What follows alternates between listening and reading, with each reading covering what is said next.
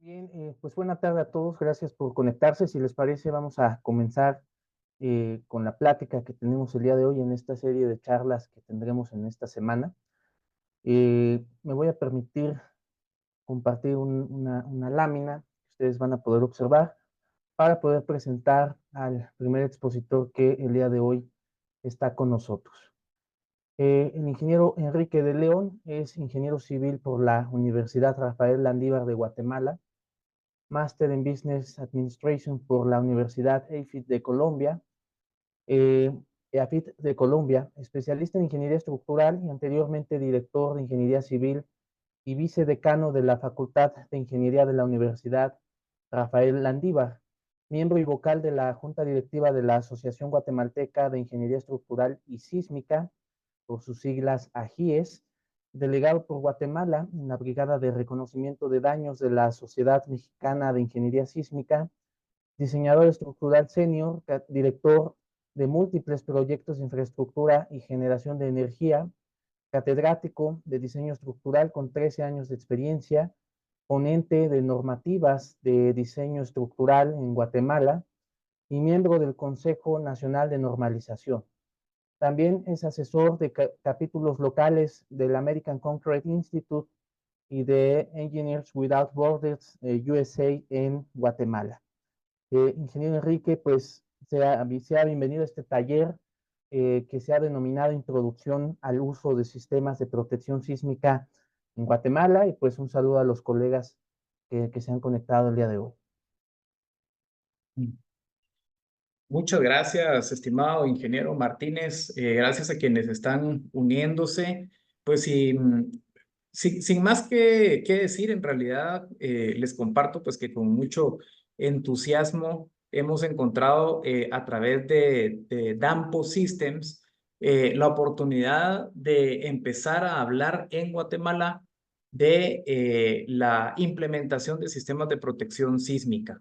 En realidad es una cuestión que no tenemos la menor duda que puede generar impactos bastante interesantes para todos los que estamos participando en el ámbito de infraestructura de construcción en Guatemala.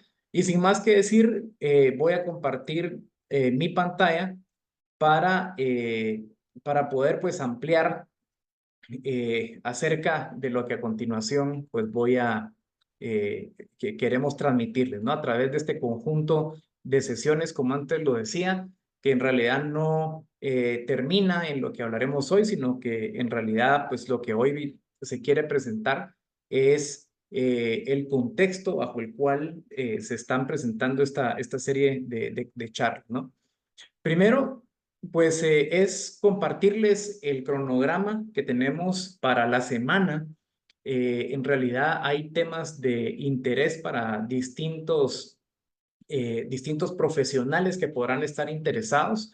Si bien quizás las últimas dos conferencias pueden ir orientadas a ejercicios prácticos y a cuestiones más puntuales sobre el diseño de estructuras equipadas con sistemas de protección sísmico, en realidad, durante estos primeros 3 días, lo que queremos hacer es primero sentar un precedente de las oportunidades que visualizamos en Guatemala para la implementación de sistemas de protección sísmica. Luego, hablar el día martes, en donde nos acompañará el doctor Guerrero, eh, mediante una introducción a los sistemas de protección sísmica, conociendo cuál es en general su funcionamiento y cuáles son las expectativas que podemos esperar, ¿no? Al hablar de este tipo de sistemas.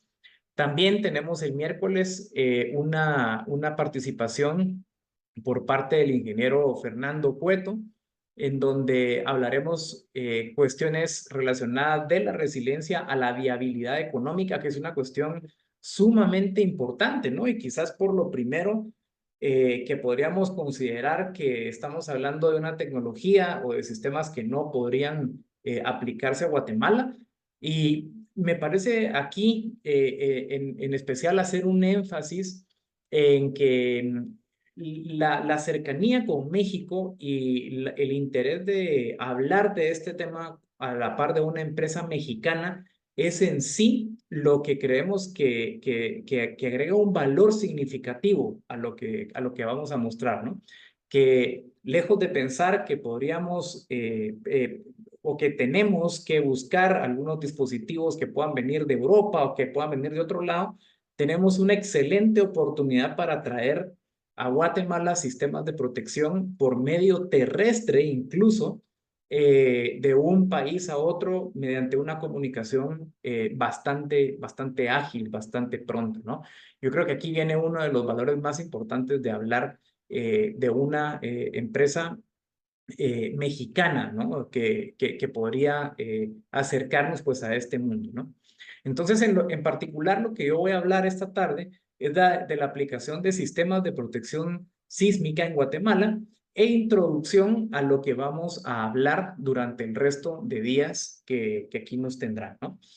Primero, pues antes de entrar a conocer los sistemas como tales, la oferta técnica que podemos ofrecer a través de Dampo, e incluso a introducir a los diferentes elementos, a los diferentes catálogos que podrán encontrar en la documentación que ofrece Dampo a través del sitio, de su sitio web, e incluso me atrevo a ir más allá a proponer la profundización de los conceptos que vamos a aprender e incluso de los ejercicios prácticos de los que se hablarán en los últimos días sobre de hecho, un excelente documento que podemos encontrar en línea, que es un manual de diseño de estructuras equipadas con disipadores esteréticos, que en realidad siembran muchos conceptos generales sobre la aplicación de algunos otros sistemas, como pueden ser los BRBs, por ejemplo, y de conocer proyectos que Dampo ha realizado ya en México, de tal modo que es una empresa que ofrece equipos de primera calidad, me parece que es importante decirlo, y al alcance de nosotros, por los ingenieros estructurales. Pues antes de todo eso, lo que yo quiero es presentar o mejor dicho, someter a consideración de ustedes una validación de las oportunidades que tenemos en Guatemala, ¿no?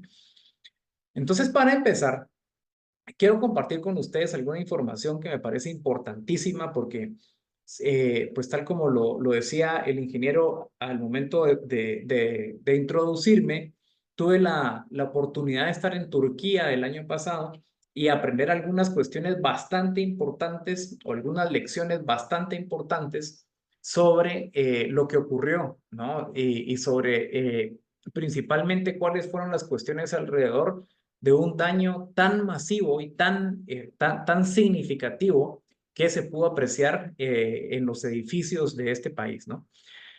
Sobre el caso de Turquía, quiero destacar pues algunas cuestiones en particular, ¿no? Primero, por ejemplo, y destaco estos 3 puntos porque son cuestiones que podemos aplicar muy bien a las condiciones de Guatemala, ¿no? Primero, una situación de actualización de normas, prórrogas y multas que no fueron suficientes para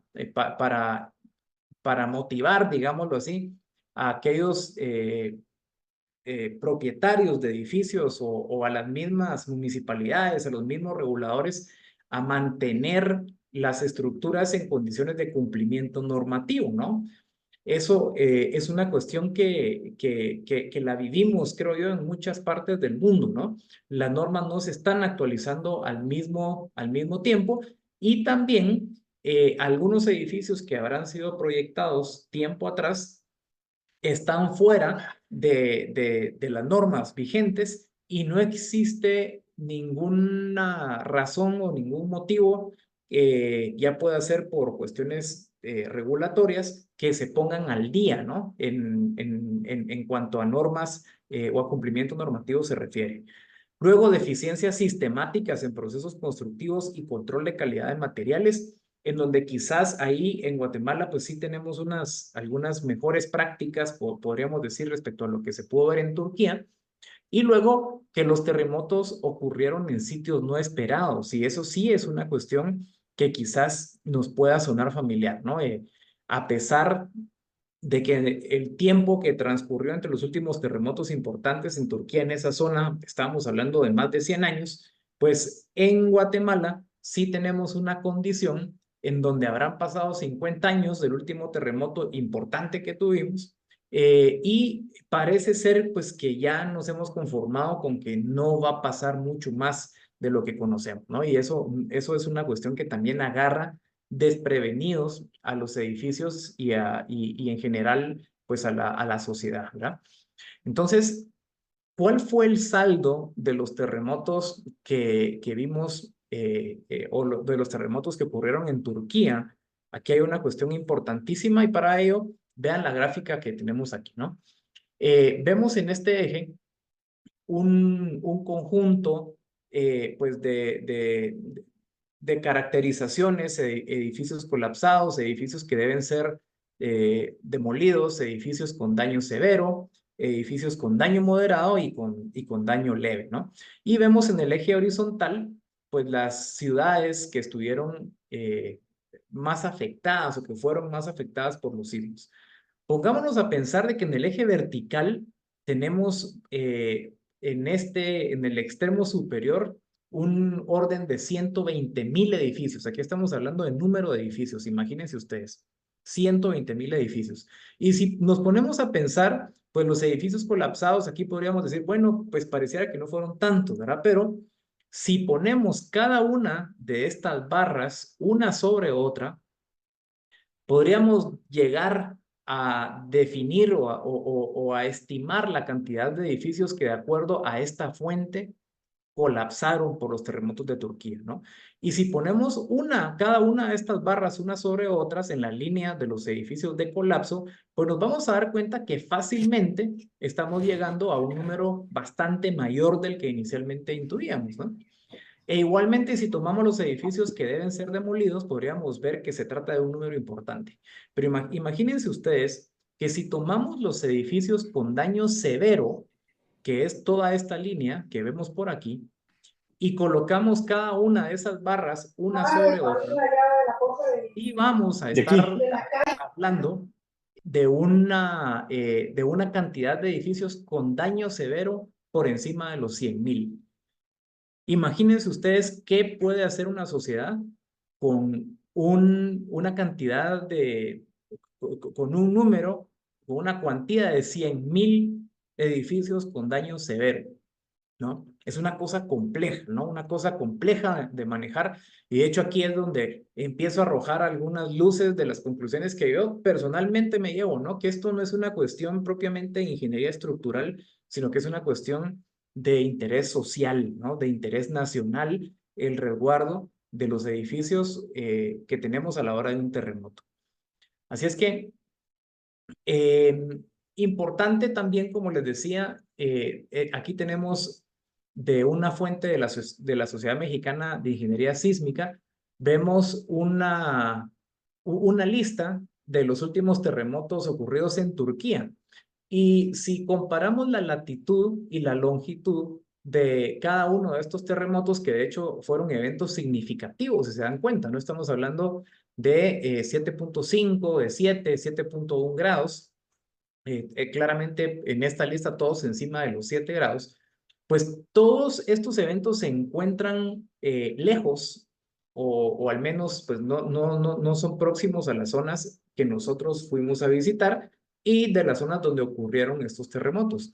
Entonces, recordemos que cuando estamos hablando de terremotos, estamos hablando de tiempos geológicos, ¿no? De fenómenos de orden geológico, es decir, 200 años puede ser prácticamente nada para el periodo o la frecuencia que pueden tener estos eventos, ¿no? Y pensar de que determinada zona, a pesar de que la amenaza sísmica se presenta con claridad y no se presentan fenómenos de forma recurrente, pues pensar de que ahí no va a pasar nada es un error, ¿no? Es un error fatal.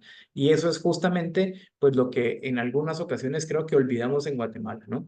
Un territorio en donde encontramos 3 placas tectónicas que tienen, que hacen contacto, y pensar de que estamos pues exentos de fenómenos considerablemente fuertes, creo que es un error. Entonces, a pesar de esto, como lo decía hace un momento, la combinación pues de mucho tiempo sin que ocurriera un terremoto, aquí están de hecho los años en donde están tabulados de acuerdo a esta lista, esos sismos, pues tenemos la condición de el rezago en la entrada en vigencia de la normativa reciente, ¿no? Edificios que cumplían con la norma del año 75, del año 2007, pues no estaban necesariamente o no fueron necesariamente proyectados con los conocimientos más recientes en materia de ingeniería sísmica, ¿no? Y una cuestión bastante importante es de que en Turquía ya existía la norma que permitiría definir espectros de diseño para proyectar edificios y conseguir comportamientos adecuados, ¿no? Ante un sismo fuerte. Y de hecho, a esto voy a volver en un momento a través de una información bastante interesante, ¿no? Pero al final de cuentas, el saldo de lo que encontramos en Turquía, aquí podemos ver un poquito, esto es en la provincia de Hatay. Estas fotos fueron tomadas por un servidor el año pasado, pues vemos edificios colapsados, ¿verdad? Y edificios colapsados sí tenemos que ser tácitos en decir que son cuestiones que no nos podemos permitir hoy por hoy. Los edificios colapsados son una cuestión que no nos podemos permitir que eso ocurra. Si bien retomaré algunos conceptos más adelante, el daño es una cuestión que podemos poner en tela de juicio sobre, pues, con el estado del arte vigente o la filosofía de diseño sísmico vigente, pues el colapso es una cosa que sí no está permitida, es una cosa prohibida, ¿no? Eh, Cuando entramos a ver, pues, las razones por las cuales ese tipo de edificio sufrió ese daño o sufrió esos colapsos, pues cobra mucha lógica al momento que vemos la falta de atención a las uniones de vigas y columnas, a los nudos, esas faltas de confinamiento, ese confinamiento de los nudos y la protección de esas zonas tan importantes en el mecanismo plástico que esperamos de las estructuras, pues claramente nos anticipan que estas estructuras van a presentar daños significativos, ¿no? Entonces, eso creo que es una cuestión bastante importante. Además de los edificios colapsados que les presentaba anteriormente, tanto esta lámina como la siguiente, pues presenta en esta ocasión un edificio que no colapsó, un edificio que no colapsó, aunque podemos apreciar de que quizás el daño en el edificio no es el daño que podríamos esperar de un comportamiento, de un diseño sísmico apropiado, mejor dicho, ¿no? Tampoco significa de que este edificio pues se haya desempeñado de la forma en como la filosofía vigente de diseño sísmico lo espera. Eso tampoco fue así, pero que al final de cuentas no colapsó, ¿no? Y tras un evento sísmico de esta magnitud, pues el hecho de que una estructura no haya colapsado, me parece que sí es algo relevante. Eh, en la anterior lámina, un edificio con cierta edad, aparentemente, pero este edificio era un edificio que ni siquiera había sido inaugurado todavía. El edificio no había sido puesto en uso, estaba en una etapa de acabados y a pesar de ello podemos observar de que existe daño que será sumamente difícil de reparar. Si es que se trata de un daño reparable, podemos ver cómo todos los elementos no estructurales, podemos ver vidrios rotos, por ejemplo, en el interior podemos ver tabiques completamente destruidos, podemos ver algunas instalaciones, de hecho, que también presentaron falla y podemos encontrar elementos estructurales con daño en algunos sitios en donde teóricamente deberían de mantenerse con una mejor integridad, ¿no? Es decir, el problema lo encontramos también en edificios nuevos, Pero lo más importante, que al final de cuentas es lo que quiero destacar, es que el diseño sísmico en la filosofía vigente en realidad sí contempla que esto sea algo admisible, curiosamente, ¿no? El edificio experimentó una aceleración sumamente fuerte y vamos a ver temas de aceleración en un momento, pero la filosofía de diseño sísmico me permite, por así decirlo, que alcanzado el nivel de diseño, la aceleración de diseño, el edificio tenga un comportamiento plástico dúctil o un buen desempeño en el rango inelástico y aún así el edificio permanezca en pie, que es un poquito quizás lo que estamos viendo y eso es válido, es aceptable, ¿no? Eh, Sin embargo, existen tecnologías que nos permitirían aspirar a que los edificios tengan un mejor comportamiento, ¿no? Y eso es a lo que queremos, a lo que quiero llegar.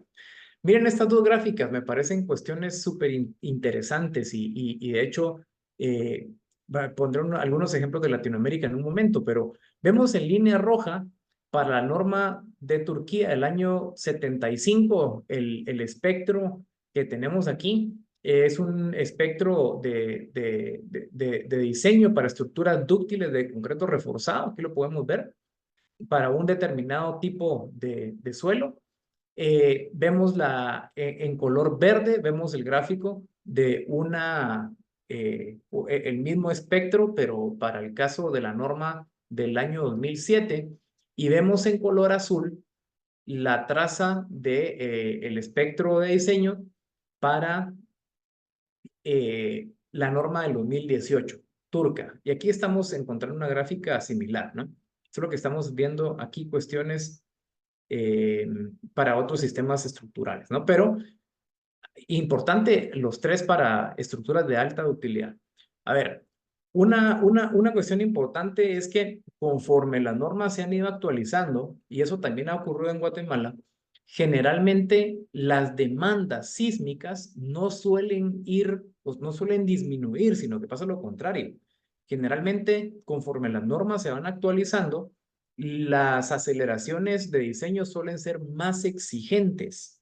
Entonces, imagínense ustedes que si las normas, además de irse actualizando en materia de detallado del refuerzo, por ejemplo, en materia de tener un mayor cuidado de algunos aspectos para el buen desempeño sísmico, pues además de todo eso, las aceleraciones que exigen las normas van siendo mayores. Imagínense ustedes, o sea, cómo empieza a despegarse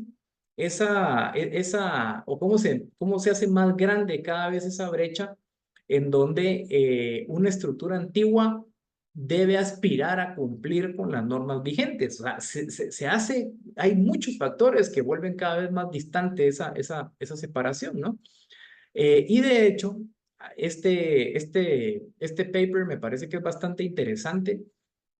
Es un documento que surge a raíz del terremoto de 2010 en Chile, en donde se hace una reconsideración de algunos aspectos de amenaza sísmica en Chile, percatándose que tras el resultado obtenido por el terremoto, se dieron en la necesidad de actualizar o de aumentar las exigencias que habían en las normas vigentes en ese entonces, ¿no? Es decir, en algún momento Chile había dado un poquito de marcha hacia atrás en materia de amenaza sísmica y resultó que con la ocurrencia del terremoto del 2010 tuvieron que volver a incrementar esas exigencias.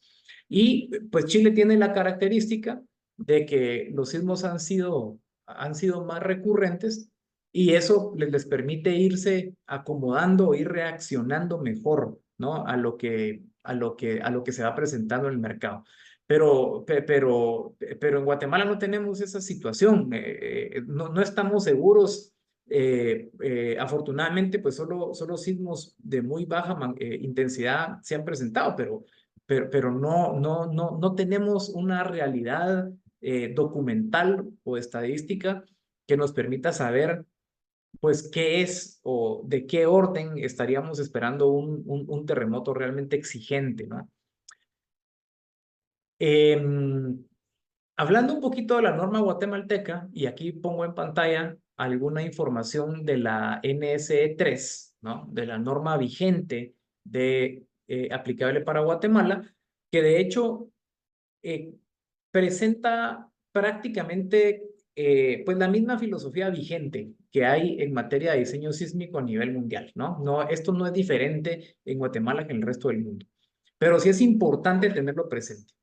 Y nos dicen de que, o nos dice mejor dicho, que el desempeño de una estructura mediante, o mejor dicho, de cara a solicitaciones permanentes o de ocurrencia frecuente, es decir, eventos que suceden continuamente en Guatemala, que sabemos que son sismos de pequeña escala, nos indican que deben desempeñarse elásticamente cuando estén sujetas a solicitaciones permanentes o frecuentes. Eso quiere decir que pues esos sismos, esos pequeños sismos que ocurren y que están ocurriendo no deberían causar ningún tipo de daño. Eso es exactamente lo que quiere decir, ¿no?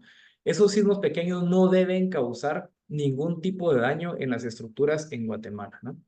Mientras que vemos en el numeral 1.3.3 que los sismos de baja probabilidad de ocurrencia, es decir, aquellos que no ocurren pues a cada rato, aquellos que son menos frecuentes, que claramente son aquellos fenómenos más grandes, las estructuras podrán ser diseñadas para que un buen número de sus componentes se desempeñen en el rango postelástico. Y eso es una cuestión bien importante, ¿no?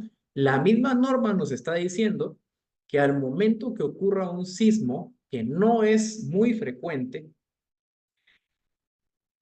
un buen número de sus componentes se desempeñarán en el rango postelástico. Y recordemos que un desempeño en el rango postelástico es significado de daño. Eso quiere decir que hay daño, ¿no? Va a haber daño al momento de que, o puede haber daño, es muy probable que haya daño a la hora que se presente un sismo de baja probabilidad de ocurrencia.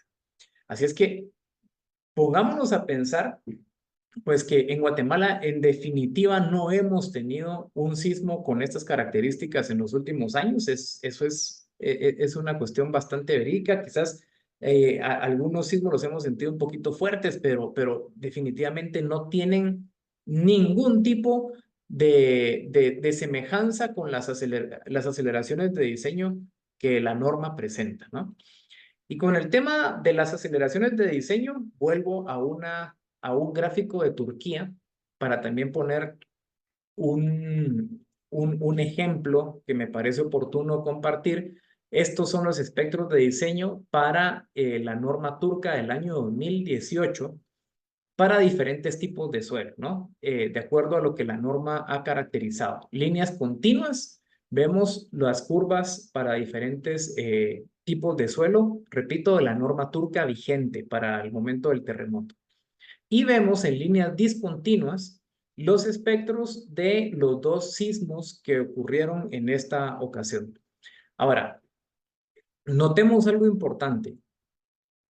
Existe una diferencia significativa sobre las líneas que representan los sismos, los espectros de los sismos, y los espectros de diseño de la norma.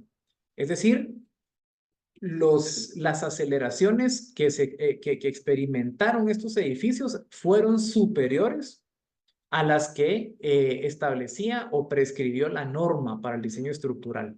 Y aquí hay otra cuestión sumamente importante, y es que esto es un detalle que lo cambia todo. Esta comparación entre espectros habla de espectros elásticos de diseño.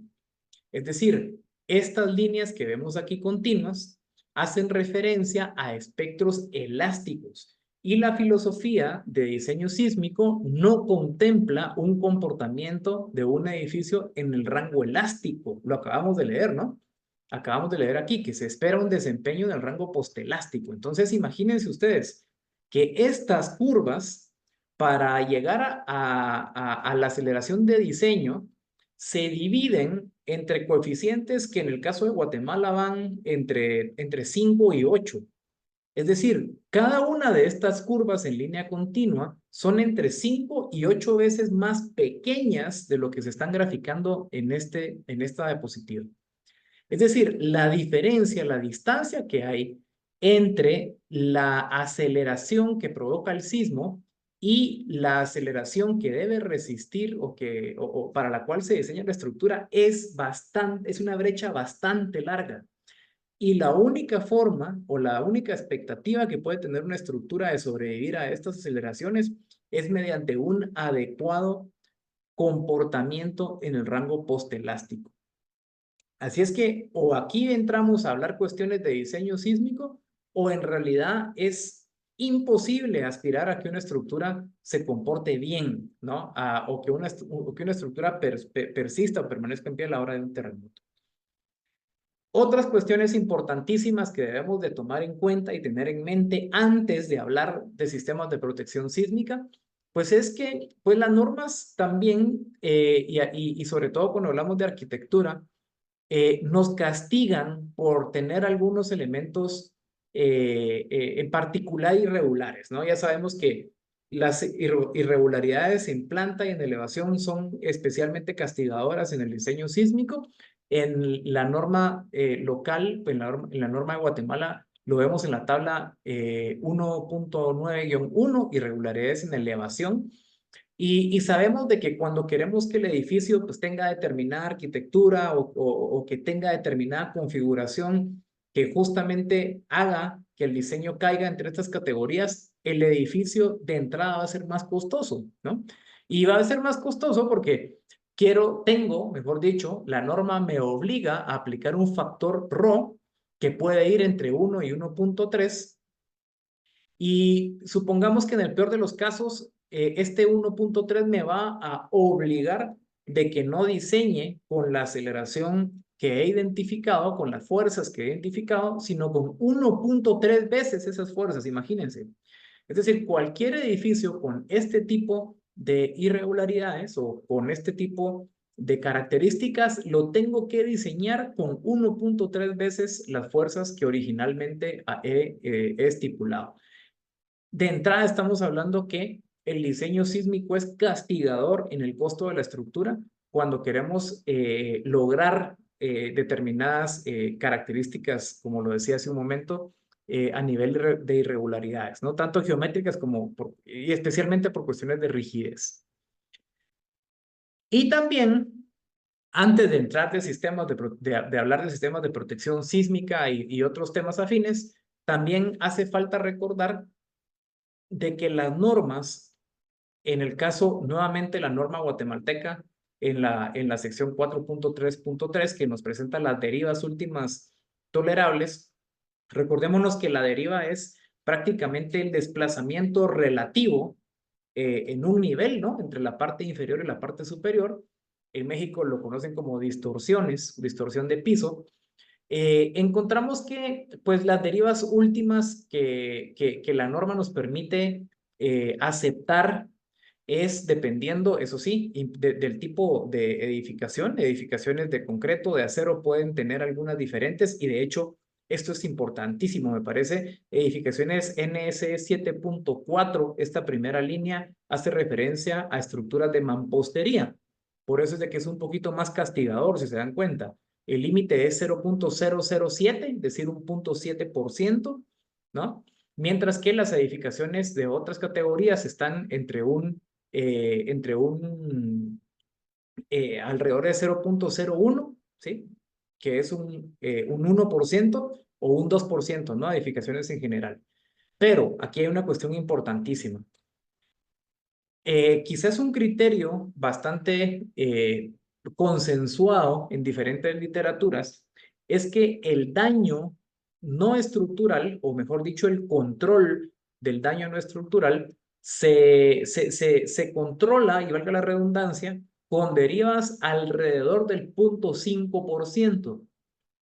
Imagínense ustedes que si queremos controlar el daño no estructural, o sea, si queremos que los cielos falsos, que los tabiques, que toda la perfilería de vidrio se mantenga bien, deberíamos estar controlando las derivas alrededor del 0.5%. Es decir, ese 0.5% está por debajo de todas las que nosotros tenemos aquí en materia de cumplimiento normativo en Guatemala. Es decir, es que es casi una garantía que en el sismo de diseño, vamos a tener daño no estructural. Es una garantía, es seguro. Y pónganse a pensar en una cuestión adicional.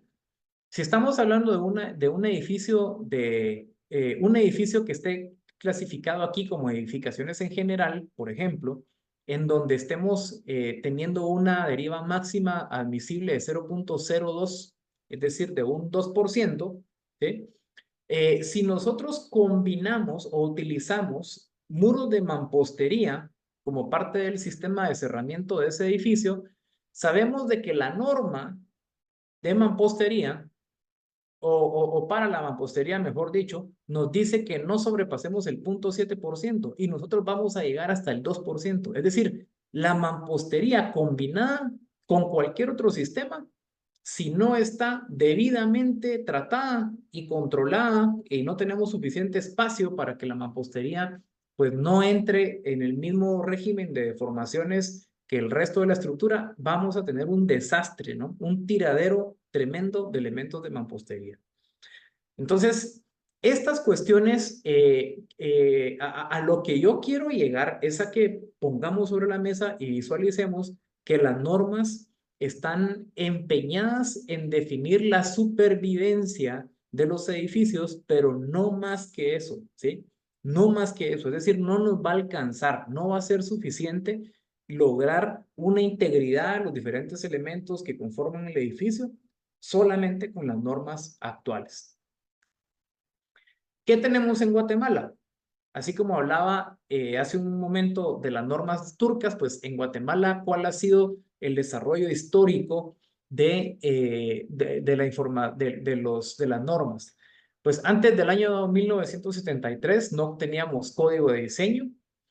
Entre el año 73 y el 96 existió la FHA 73, perdón, como sabemos, FHA, un organismo dedicado a prestar hipotecas para el desarrollo de vivienda.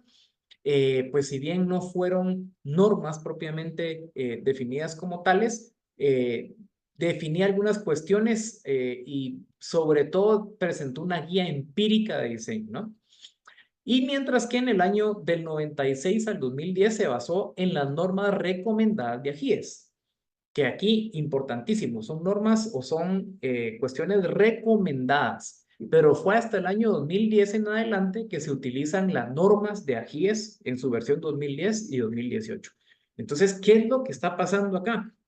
Tenemos un periodo de falta de regulación bastante largo y tenemos un periodo en donde no se han presentado sismos significativos que va muy acorde pues justamente a esos periodos largos en donde las regulaciones y las exigencias nos han dejado ahí un poco desprotegidos, ¿no? Y actualmente pues que tenemos unas normas vigentes, hablamos mucho pues del estado del arte en materia de ingeniería sísmica y estamos muy conscientes de que hay cuestiones por atender. Entonces, ¿qué quiero presentar yo a continuación?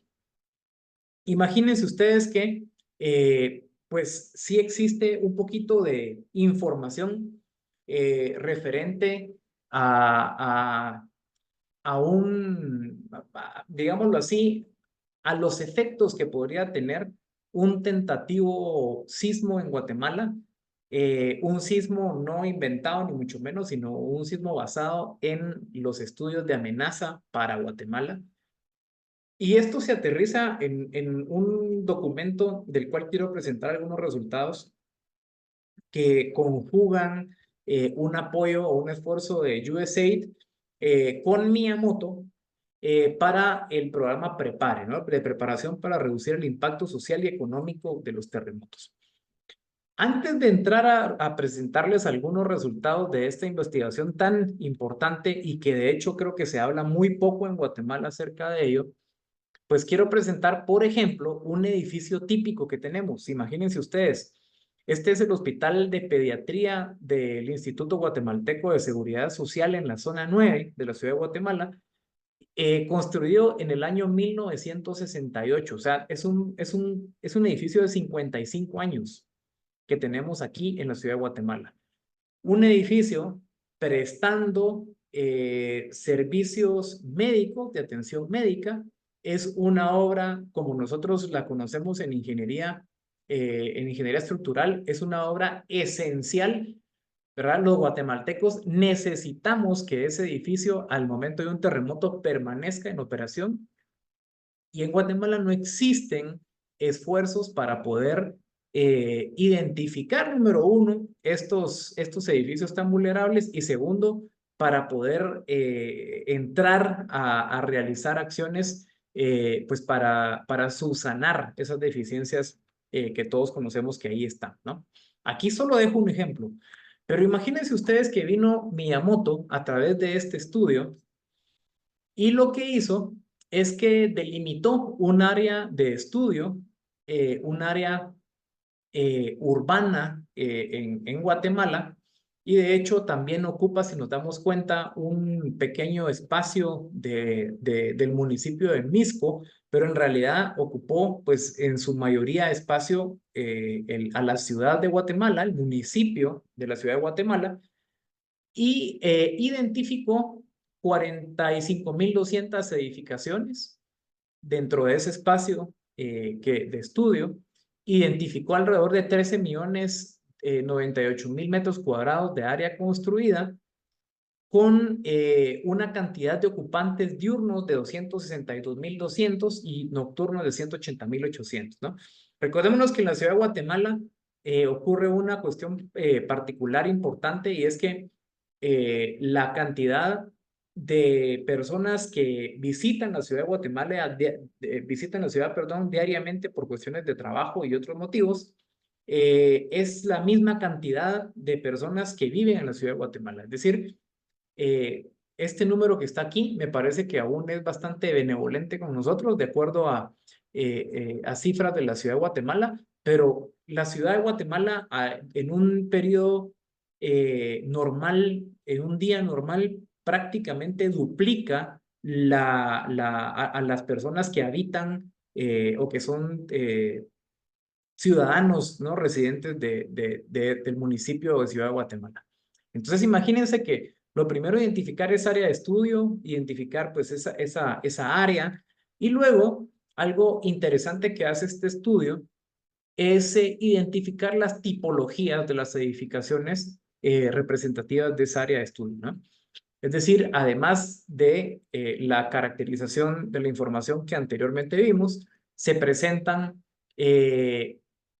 o mejor dicho, identifican con diferentes tipos del 1 al 19, por ejemplo, estructuras informales sin ingeniería, marcos ligeros o lámina metálica de pared metálica de baja altura, esa primera tipología que después se presenta a través de un recuento, ¿no?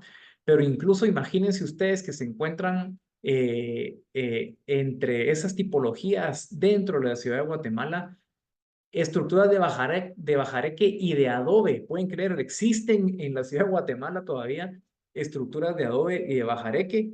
Es una realidad que a veces la olvidamos un poquito, pero en la zona 1 aún existen estructuras de adobe, ¿no? Encontramos marcos de panel ligero de madera, mampostería sin refuerzo, mampostería confinada, y aquí ya empezamos a ver edificaciones de mediana altura, cuestiones importantes, marcos de concreto reforzado, hasta que llegamos a, por ejemplo, el tipo número 13, marcos de concreto reforzado y muros de corte, vemos de gran altura y de altura extrema. Estamos hablando de los edificios altos de la ciudad de Guatemala. Tomemos en cuenta también de que la ciudad de Guatemala es la ciudad de Centroamérica con mayor cantidad o mayor densidad de edificios, ¿no? Incluso en Guatemala tenemos más edificios altos que en Panamá. Es una cuestión importantísima que tomar en cuenta, ¿no? Quizás en Panamá sí más altos, pero en Guatemala nos llevamos el primer lugar en cantidad de edificios. Entonces, además de lo que anteriormente habíamos hablado, además del tipo que se ha presentado, se presenta el ciclo del código sobre el cual fueron proyectadas esos edificios. Por ejemplo, si nos vamos al que habíamos hablado anteriormente, al tipo 14, que son marcos de concreto reforzado de altura extrema, aquí vemos pues que en realidad son pocos, ¿no? A diferencia de donde encontramos aquí en algunos y muchos, por ejemplo, el concreto panel prefabricado de concreto y metal residencial es donde encontramos muchos. E igualmente, los sistemas de mampostería es donde vamos a encontrar la mayor cantidad pues, de edificios. Pues bien, se encuentra una considerable, a pesar que podremos percibir aquí que son pocos, tenemos una importante cantidad de edificios y sobre todo ya también identificando que muchos de ellos han sido proyectados con normas anteriores a la del año 1973. Imagínense ustedes aquí, pues cómo se va pintando el panorama, ¿no? Constitución del modelo de exposición según el tipo de construcción. Imagínense, pues, construcción informal.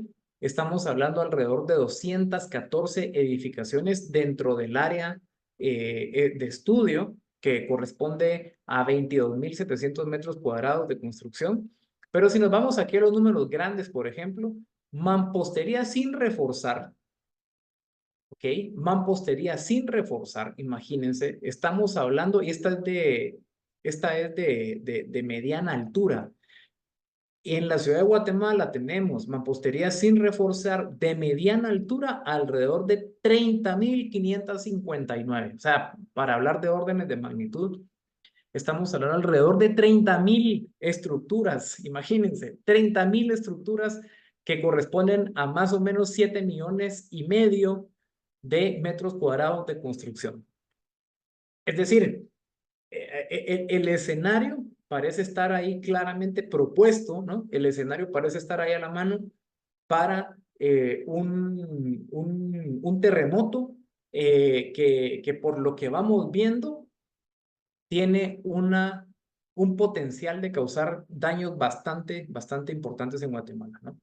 Si nos vamos al segundo número grande que vemos aquí, bueno, quizás es este 6.000 edificios, marco panel ligero de madera.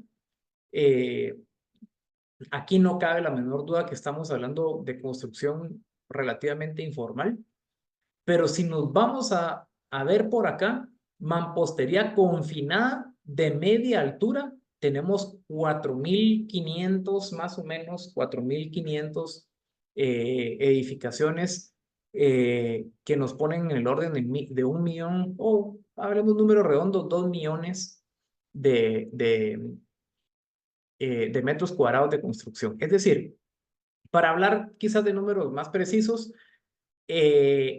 los edificios de mediana altura en mampostería, sin confinar, es prácticamente el triple de los que sí cuentan con confinamiento. ¿Ok? De hecho, es un poquito más que el triple. En cantidad es bastante más, pero en metraje cuadrado, pues estamos hablando más o menos de eso, ¿no?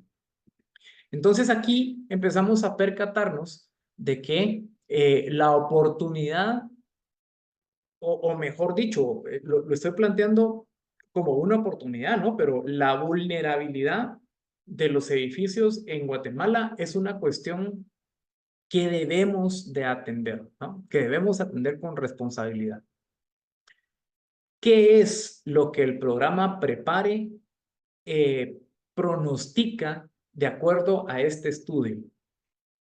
Imagínense ustedes, daños en edificios, se pronosticó a través del estudio de Prepare que un total de 16.900 edificaciones tendrán etiquetas rojas, lo que significan daños completos y graves y peligrosos de ingresar.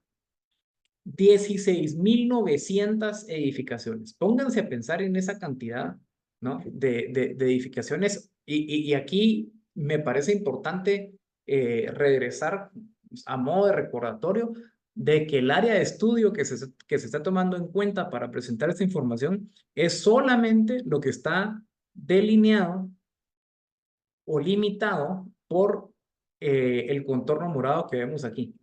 Es decir, es una cuestión bastante significativa, ¿no? Si vemos, la ciudad de Guatemala todavía tiene una densidad bastante importante para el lado del este y cómo no decirlo, en el área de Misco, ¿no? Tenemos todavía algo bastante importante. Aquí no logramos visualizar la mancha urbana que tenemos hacia el lado de Villanueva, de Amatitlán. Apenas logramos ver, yo estoy suponiendo que por aquí empezamos a ver un poquito de la mancha urbana que va hacia el lado de Carretera El Salvador. No logramos ver quizás en su totalidad el alcance que tenemos o alcance que tiene la mancha urbana del lado de la salida al Atlántico, ¿no? Zonas 18, zonas 17, eso no lo estamos viendo aquí. Y dentro del área de estudio que se está remarcando, vemos que potencialmente, de acuerdo a estos estudios, tenemos 16.900 edificaciones en ese régimen, ¿no? Claramente, estos son modelos que no pretenden ser precisos ni mucho menos, es una muestra, ¿no? Pero es de la poca información que tenemos en Guatemala para poder hablar o dimensionar este tema, ¿no? Muertes nocturnas serán menores que las muertes diurnas, eso es algo que se espera, que creo que es fácil de intuir, ¿no? Pero estamos hablando que dentro del área de estudio, estamos hablando de entre 1.800 a 2.400 personas, ¿no? Estamos hablando de muertes. 0.9% de la población perderán la vida debido a daños estructurales y colapsos, según la prevalencia de construcciones de alto riesgo y de datos históricos del terremoto. Nuevamente, regreso a que es importante también ahí dejar en claro de que este estudio, el cual pueden encontrar completo en Internet, y de hecho están las curvas de fragilidad del edificio, de los edificios de acuerdo a los diferentes tipos que se establecieron aquí. Es decir, es un estudio que toma en consideración cosas bastante técnicas y bastantes de ellas, así es que no es un dato obtenido a la ligera, pero tampoco es un dato de precisión, por supuesto, pero en estos modelos, pues sí, imagínense ustedes lo que se nos está presentando, ¿no? Escombros generados, esto es otra cuestión importantísima.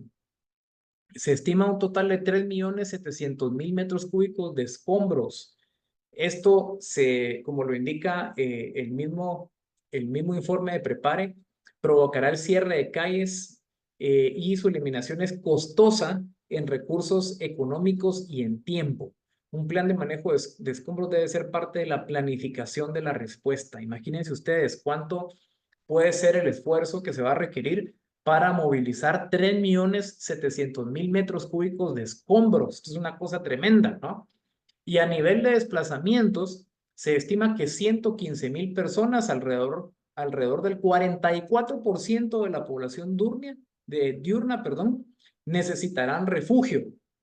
Y la mayoría de los servicios humanitarios se necesitarán en las zonas de mayor riesgo. Otra cuestión importantísima. Entonces, ¿por qué estoy hablando de todo esto? Porque en realidad el objeto pues de las sesiones que vendrán a lo largo de la semana es presentar una alternativa que tenemos en Guatemala para poder dar solución a este panorama que se nos que podemos visualizar, ¿no? En realidad, todo lo que he presentado aquí, el aprendizaje de Turquía, pues la información de Prepare, pues va en la línea de que durante esta semana podamos conocer algunas generalidades acerca de los sistemas de protección sísmica y sobre todo que a través de las últimas 2 sesiones podamos obtener, por así decirlo, información general que nos permita conocer algunas cuestiones generales del diseño estructural con la implementación de estos sistemas, ¿no? Vamos a hablar en particular en las últimas, el día jueves, de brezas de pandeo restringido, ¿sí?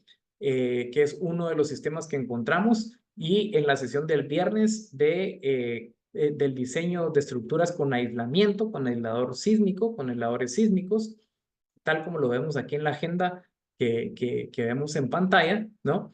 Y por eso era tan importante empezar la semana pues con este contexto que presento para Guatemala, ¿no?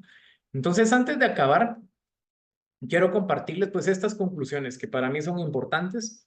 Primero, es que el diseño sísmico, como les decía hace un momento, no es una cuestión limitada a lo técnico, sino que debe ser una estrategia de sostenibilidad social de cara a un terremoto, ¿no?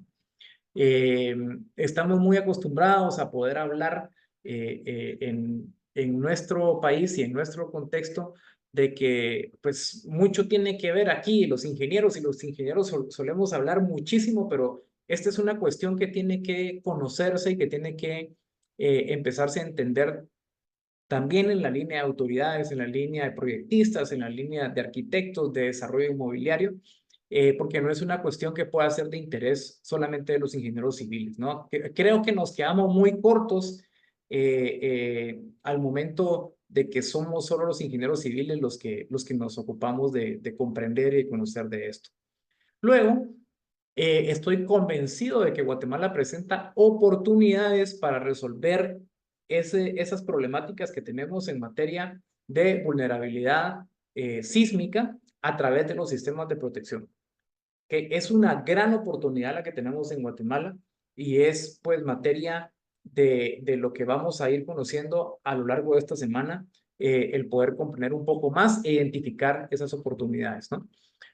Por último, pues que los sistemas de protección sísmica pueden modelarse y cuantificarse a través de un esfuerzo razonable para comprobar su factibilidad de implementación. Y aquí viene otra cuestión bastante importante sobre las sesiones que tendremos a lo largo de la semana, que lejos de pensar que son quizás dispositivos que requieren de procedimientos sumamente complejos, pues parte del esfuerzo que se quiere hacer durante esta semana es demostrarles que no es tan así, ¿verdad? Que realmente podemos implementar algunos procesos o podemos, o queremos, mejor dicho, presentar ante ustedes esos procesos que deben de utilizarse para poderse modelar y cuantificarse razonablemente a través de un esfuerzo razonable y decir, bueno, aquí tengo una oportunidad para poder implementar este tipo de dispositivos, ¿verdad? Recordando pues que mañana tenemos al doctor Héctor Guerrero con nosotros hablando de una introducción general para sistemas, hacia los sistemas de protección sísmica, que creo que va a ser una cuestión muy interesante, ¿no? Para abrir, digámoslo así, la discusión a lo que se verá en las sesiones de los días miércoles, jueves y viernes, ¿verdad? Entonces, sin más que agregar, les comparto por esta vía, pues mi contacto, pues como contacto de Dampo en Guatemala, pero también teniendo pues ahí dejando ante ustedes la oportunidad de poderse desde ya acercar a la página web de Dampo que la pueden encontrar fácilmente, www.dampo.com.mx y conocer pues los diferentes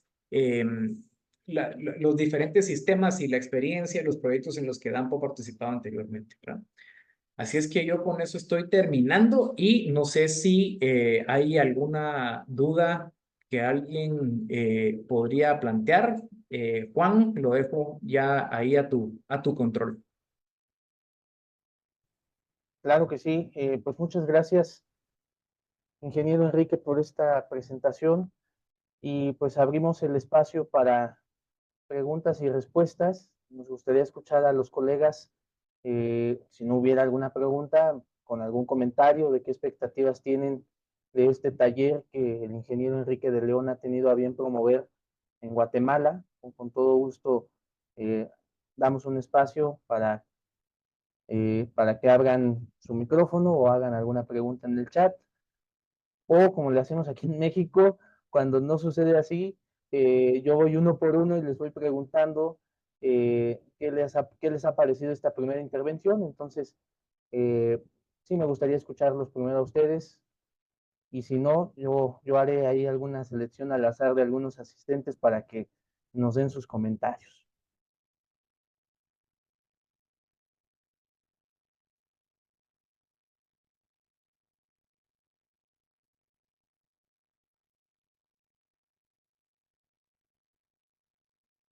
a la 1, a las 2. Bueno, voy a pasar lista. Voy a pasar lista. Luis Álvarez tiene su micrófono abierto. No sé si quiera comentar algo. Sí, gracias. Sí, buenas tardes. ¿Qué tal, Enrique? ¿Cómo vas? Realmente muy interesante y creo que muy importante. Pues participé yo en parte del estudio de Prepare y creo que sí es una muestra de lo que puede suceder en el país a la hora de un sismo de gran intensidad. Creo que es importante ponerlo sobre la mesa y un punto que también quiero recalcar, y lo mencionó Enrique, es el tema que no solo se trata del diseño estructural, sino también de la calidad de los materiales. Creo que hizo un poco de énfasis Enrique en ese punto. Creo que tan importante es el diseño como la utilización de materiales con normas. Muchas Gracias. gracias, Luis. Sí, sí, sí. A mí me parece fantástico ese aporte de Prepara y creo que pocas veces se pone a visibilidad de todo el público y qué gusto saber que estuvo ahí también involucrado en ese estudio. Gracias. Un gusto, Enrique. Buenas tardes. Gracias, ingeniero. Ahora quisiera escuchar a Ana Ventura, por favor. O ya se fue. Bueno, en lo que Ana se anima, Carlos Pacay, espero decir bien los nombres, una disculpa, aquí en México quizá la pronunciación sea diferente, pero Carlos, si quiere hacer algún comentario. Ah, dice, acá estoy, pero está bloqueado el audio. A ver, Puede ser por el chat entonces, Ana, con toda la confianza. sí, justo. Bueno, Carlos Pacay, ¿gusta comentar algo? Y si no se anima Carlos, me voy con César del Cid, también, que aquí lo veo. ¿Qué tal? Buenas tardes, muchas gracias. Pues mi pregunta, aunque no sé si se va a tratar de esto en alguno de los otros días, pero tiene que ver con de los equipos que ustedes manejan, ¿qué es o qué es lo más aplicable para Guatemala? Y si te manejan algo también para viviendas. Esa sería mi pregunta.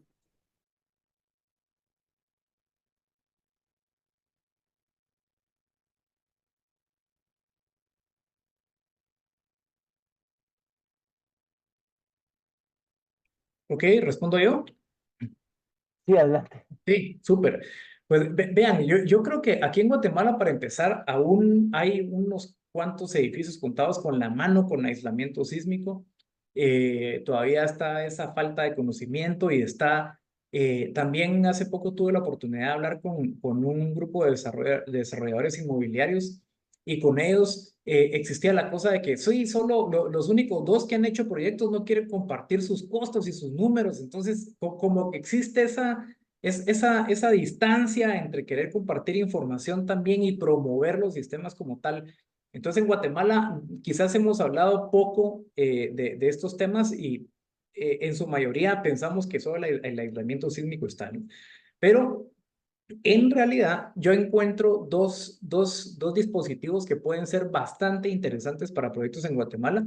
Uno son los BRBs, ¿no? Las brezas de pandeo restringido o contravientos restringidos al pandeo, como los conocen en México, eh, con una oportunidad de aplicarse en una variedad bastante amplia de proyectos y, por ejemplo, en estructuras metálicas, que me parece también que es fantástico, ¿no? Porque controlar la estabilidad de las estructuras metálicas es una cuestión delicada, ¿verdad? Y les cuento algunas cuestiones también relacionadas con materiales. A mí me sorprende, pero yo en Guatemala veo muchos planos de estructuras metálicas en donde se utilizan placas de acero A36 para las conexiones. Y las placas de acero A36 están prohibidas por el ISC 341. No se pueden utilizar, simplemente no se pueden utilizar. Todas las placas son grado 50 para empezar y de otros tipos de acero. Entonces, cuando empezamos a percatarnos que en Guatemala pues no ha permeado mucho ese tema del diseño sísmico, existe una oportunidad importante pues de entrar a hablar de una vez en la línea de la protección sísmica, ¿verdad? Entonces yo veo que los BRBs son una cuestión bastante interesante y de hecho DAMPO tiene un dispositivo patentado que es propio de DAMPO en la línea de BRBs, de lo cual creo que el jueves van a poder conocer bastante y no hay que perderse esa sesión. Y en la línea de estructuras de mampostería tipo casas, residencias, a ver, yo creo que quizás es un poquito difícil hablar o un poquito complicado hablar de implementación de dispositivos en viviendas unifamiliares y todo, no imposible, pero creo que un poquito difícil, ¿verdad? Pero igualmente yo veo una oportunidad bastante interesante de los disipadores histeréticos de fluencia en ese tipo de estructuras de mampostería, quizás. Yo no lo veo como residencias, pero sí como pequeños colegios, ¿no? Que fueron construidos en mampostería hace 30 años y a veces no son construcciones tan pequeñitas, ¿verdad? Son construcciones de mampostería de 4 niveles o de 5 niveles, y se los digo con toda propiedad porque acabo de ver un par, que dice uno, bueno, y esto ya con 40 años ya hasta se ve que el edificio es antiguo, no es viejito. Entonces yo veo ahí oportunidades en esas líneas, pero realmente la intención de estas conferencias es que ustedes puedan ver y puedan concluir algunas cuestiones, puedan identificar algunas oportunidades con base en lo aprendido a lo largo de la semana, ¿verdad? Así es que básicamente eso. No sé si tú quieras agregar algo, Juan. Sí, justamente en el tema de vivienda es complicado, todavía el tema de la disipación, no digo que no se pudiera, pero es más complejo. Allí lo que estamos explorando quizás sea el aislamiento sísmico, ese sí lo hemos platicado mucho aquí en México, y también el aislamiento, por ejemplo, de edificios patrimoniales, que ese es otro abanico de oportunidad, en donde a veces los ingenieros no volteamos, que son todas estas construcciones que tienen un valor arquitectónico muy importante. Entonces, sí se está trabajando en ello y creo es el comentario que yo podría abordar. De momento en vivienda es más complicado, pero no es imposible, ¿eh? Sí se puede y sí se han evaluado proyectos de vivienda de 2, 3 niveles, pero con sistemas de aislamiento. Veo una manita levantada de Sara Liz Hernández y también veo que Ana Ventura ya también pudo abrir su micrófono, entonces si quieren, primero Sara Liz y después Ana Ventura, por favor. Hola, buenas tardes. Disculpen ahí un poquito el sonido que escuchan, pero quería consultarles. Justamente escuché ahorita pues toda la plática, de verdad, Enrique, me encantó. Gracias por todo el aporte. Yo creo que me gustó mucho el punto de vista desde la sostenibilidad, porque creo que es un tema que todos ahora nos tenemos que empapar y justo creo que en temas de un terremoto sí es algo que nos afecta en todos los aspectos y justamente pues a mí ahorita actualmente yo estoy viendo el mejoramiento en el espacio público alrededor del atrio de la Catedral Metropolitana. Entonces pues prácticamente lo que nosotros estamos haciendo sí es brindar un espacio a los vecinos, pero la mayoría, o no, en realidad todas las instalaciones que estamos haciendo son subterráneas. Entonces, me gustaría también conocer un poquito, ¿verdad? Como que en temas de, por ejemplo, tenemos los que son ductos, DUMS, ductos únicos municipales, y tenemos cajas eléctricas, que pues prácticamente sí son cajas con levantado de muros, ¿verdad? Eh, como más así tradicionales. No es que sean como tanto así fundidos, ¿verdad? De concreto, como concreto reforzado, pero sí me llama la atención, ¿verdad? Porque al final la parte de los ductos es la inversión más fuerte que nosotros hacemos al momento de poder hacer estos mejoramientos. Y creo que no sé si es muy, pues también importante, pues conocer el impacto que podría tener también incluso tener estos ductos cerca, pues del patrimonio, ¿verdad? No sé cómo su opinión, ¿verdad? Como qué consideran sobre estos sistemas o no sé, sería interesante como saber también desde el aspecto subterráneo, ¿verdad? Como qué sistemas nos recomiendan, cómo saber qué se está haciendo bien o ver qué podríamos pues también mejorar. Creo que tal vez tendría que enseñarles los detalles, ¿verdad? Para que pudieran conocerlos un poco más a fondo, pero no sé cómo si han tenido algo similar. Yo creo que ahí La respuesta más amplia nos la puede dar el ingeniero Martínez, en realidad, en cuanto a la experiencia que tiene Dampo en la implementación de sistemas de aislamiento en estructuras patrimoniales. Yo he visto algunas fotos ahí que ha compartido el ingeniero que me parecen fabulosas, de verdad. Yo veo, por ejemplo, una antigua Guatemala en donde si queremos que esas estructuras sobrevivan un terremoto, porque ahorita son ruinas, pero son ruinas que se pueden habitar, ¿verdad? Son ruinas en las que se pueden hacer eventos, no sé, pero es que es muy diferente eso a tener una ciudad llena de ruinas, ¿verdad? E igualmente, en el caso de la zona 1, ya que mencionaba Sara Liz el tema de la catedral, yo veo que existen potenciales ahí, pues, son proyectos potenciales de estudio, ¿no? Para ver, pues, cuáles son las tareas que habría alrededor de planificar los sistemas de protección. Ahora, insisto ahí, creo que Juan nos podrá ampliar. En cuanto al tema de los ductos, sí, yo creo que son estructuras que esas, ahí sí que tienen que ir en el suelo porque no hay otra alternativa, ¿verdad? Lo que sí es importante es que quizás esos ductos no son los sistemas más vulnerables a los efectos dinámicos de un sismo, ¿no? Que se mueven con el suelo, al final de cuentas, existen algunas cuestiones atribuibles a la composición geológica, a geotécnica, perdón, del sitio y a fenómenos inherentes ahí entre la interacción que habrá con el suelo y la estructura. Pero creo que sí es importante quizás aclarar que todos los sistemas de protección en realidad son para estructuras que van por encima, ¿verdad? Que van por encima del suelo. Eso sí, no hay otra, es una limitante, por así decirlo, ¿no? De los sistemas de protección. Pero quizás puedes ampliar un poquito más tú, Juan.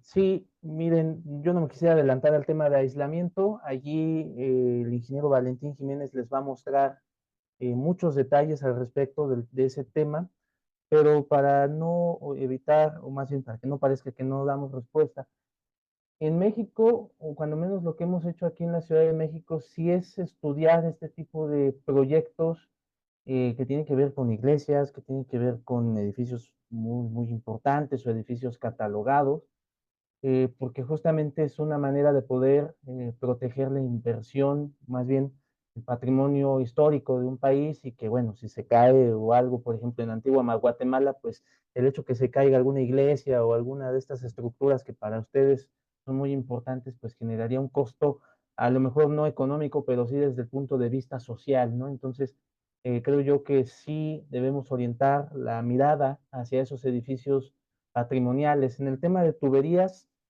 creo que tampoco hemos explorado esa idea, pero pues considero que es algo muy importante porque si bien, como mencionó el ingeniero de León, pues son estructuras en el suelo o a ras de suelo o subterráneas, pues evidentemente hay fluidos que si tienen algún tipo de perjuicio en la integridad de la tubería, pues pueden generar una situación bastante difícil, ¿no? No es algo que hemos explorado, pero creo que valdría la pena también estudiarlo.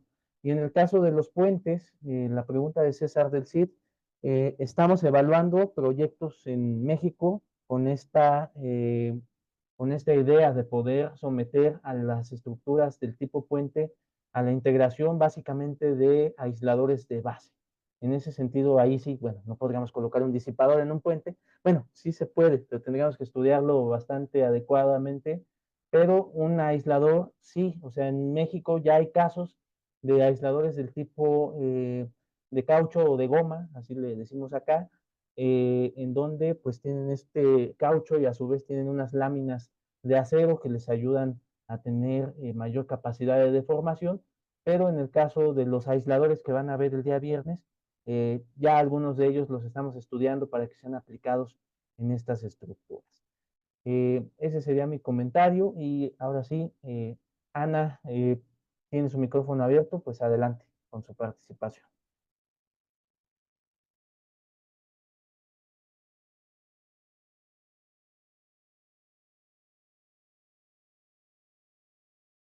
Bueno, creo que Ana tiene tema todavía con el micrófono.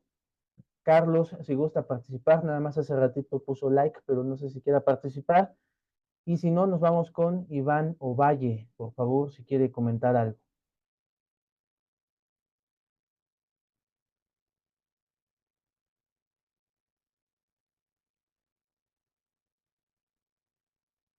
Iván a la 1, Iván a las 2. Buenas tardes. Listo. Buena tarde. Buenas tardes. Gracias. Mucho gusto. Mi pregunta es un tanto, no sé si subjetiva o quisiera saber. Entendemos que todo este sistema de implementación tiene mucho que ver con el tema, no sé si llamarle sociocultural de un país, ¿verdad?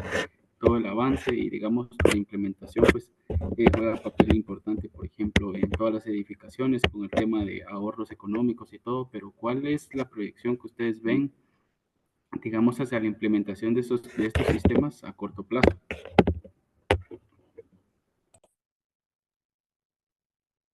Pues respondiendo, Iván, a esa pregunta, yo quisiera, yo espero que al final de la semana usted mismo se la pueda responder.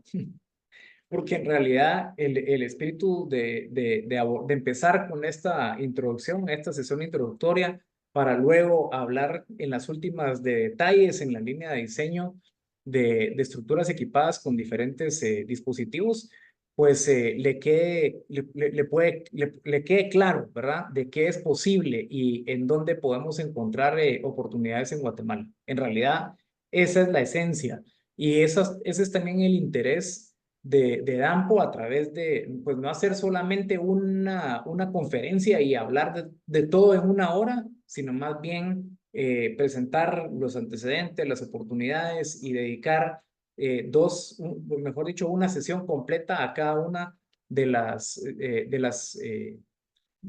los equipos que más potencial vemos para Guatemala en un plazo inmediato, porque es una realidad, o sea, aquí no hace falta pensar en que hay que esperar para encontrar si una estructura, bueno, no, no, no.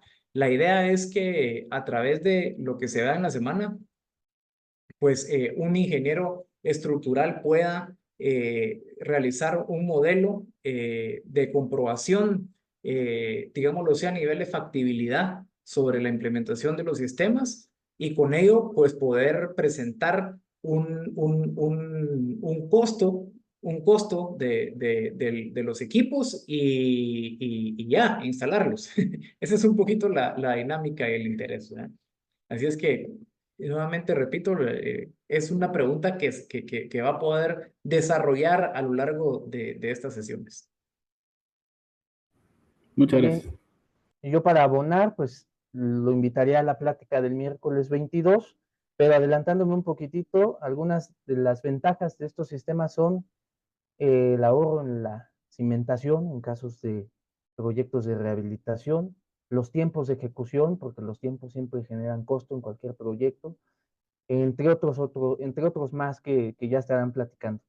Si les parece, ahora escuchamos, bueno, Jorge Ruano puso un comentario en el chat, pero aprovechando la oportunidad de abrir el micrófono, no sé si quiera comentarlo verbalmente o me guío únicamente Sí, con no lo que sé puso en el solo chat. si se me escucha, solo que estoy cerca de obra ahorita y está Ah, lloviendo. no, no importa, adelante, adelante, Jorge. Se Entonces, escucha perfecto, sí, gracias. realmente para mí este tema es muy importante, puesto que en Guatemala, como mencionaba el estudio, son muy pocas las edificaciones con este tipo de sistemas.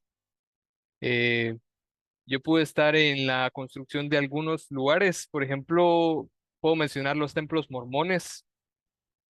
Ellos están implementando el sistema antisísmico. Pude ver uno en Chile, donde pues se empezaron a usar tipo aisladores tipo péndulo, con amortiguadores en los cimientos, en cada esquina.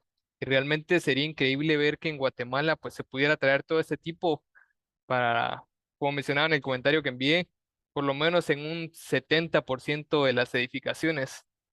Y eso pues reduciría bastante ese riesgo que se mantiene latente eh, en cualquier, en este caso, en cualquier sismo o terremoto, podríamos decirlo. Y estaba, pues, en este tipo de estudios, estábamos viendo con algunos compañeros en sí si trae beneficio económico. Y puesto que, hablando de lo que ustedes mencionaban de en recintos como casas, muchas veces las personas no aceptan este tipo de proyectos por el alto costo que se presenta, ¿verdad? Pero creo que hay muchas maneras en las que se puede, pues, implementar esto y pues me gustaría aprender un poco más de esto, ¿verdad?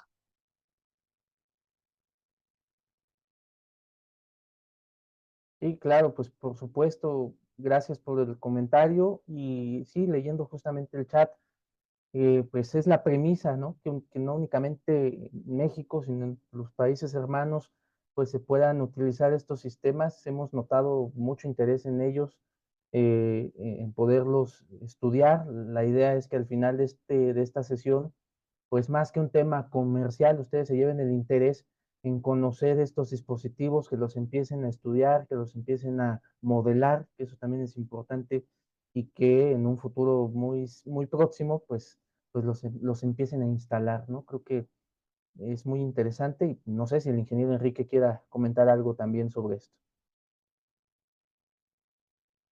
Sí, de hecho, tal cual lo decía el ingeniero Juan, pues en realidad el espíritu de AMPO, además pues no va, mejor dicho, solamente en la línea comercial, sino también en compartir pues ese interés legítimo y esa pasión que yo he podido ver en ellos por estos temas, ¿no? Por que en nuestros países hagamos una realidad la implementación de estos sistemas con toda la confianza, con toda la experiencia que que podemos recibir de países en donde ya, y de proyectos y proyectistas donde ya se han hecho, ¿verdad? Así es que básicamente eso es. Gracias, ingeniero. José Carlos Ramírez, no sé si quiera comentar algo. José Carlos, y después seguiría Juan Manuel. Ah, ahí está. Hola, ¿qué ¿Qué tal? tal? Buenas tardes.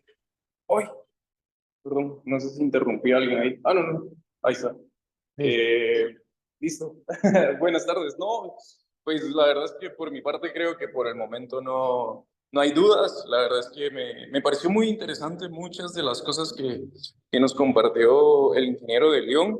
Creo que lo que me llevo hoy de la sesión es principalmente como esa idea en la que la ingeniería estructural, más allá de todas de las componentes técnicas que tiene, que ya conocemos suficientemente bien como lo complejo que puede llegar a ser, es no olvidar que también tiene un gran peso social, ¿verdad? Detrás de todo lo que nosotros hacemos. Y creo que lo leía justamente en un artículo que usted publicó en su LinkedIn, ingeniero, hace un tiempo. Y me gustó mucho, ¿verdad? Me gustó mucho como leer eso y saber eh, que detrás de cada estructura hay un montón de personas involucradas, ¿verdad? Entonces, creo que también por ahí es donde viene muchísimo el valor agregado de este tipo de soluciones. Lo que usted decía de que realmente ahorita las normas contemplan prácticamente todo el diseño en el rango elástico, pues es porque fue la solución económicamente viable que se encontró en su momento, pero ahora la tecnología también nos da otras alternativas que son económicamente viables y que de repente ya no nos tienen que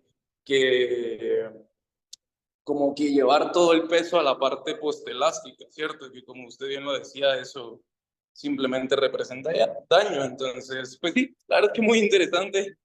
Me quedo con muchas ideas que usted compartía y pues con deseo de continuar en las siguientes sesiones y ver qué podemos seguir aprendiendo. Así que, pues muchas gracias. Gracias a ti, José Carlos, qué gusto. Gracias nuevamente. Ahora sí, Juan Manuel, creo que hablaron los dos al mismo tiempo, José Juan y Manuel, sí, Manuel. Sí, ¿qué adelante. tal? Felicitaciones por la plática. Mucho gusto de hablar con ustedes. Solo tenía una duda, digamos, creo que la empresa sí tiene los dos tipos digamos, de equipos, ¿verdad? Lo que es de péndulo, los que son de brazas también, ¿verdad?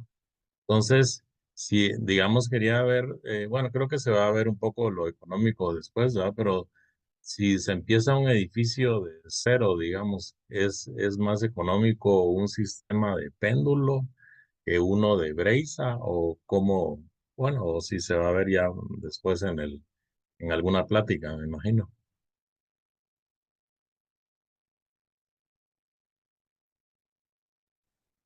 Sí, yo creo que una vez que conozcan los dispositivos, ahí es donde van a darse cuenta en qué momento pueden utilizar un disipador tipo esterético y cuándo vamos a utilizar un aislador sísmico. Evidentemente, en una estructura existente es relativamente más complejo instalar un aislador sísmico por el hecho de que tenemos que tener distancias hacia los laterales, ¿no? Entonces es más complicado en una estructura existente que en una estructura nueva.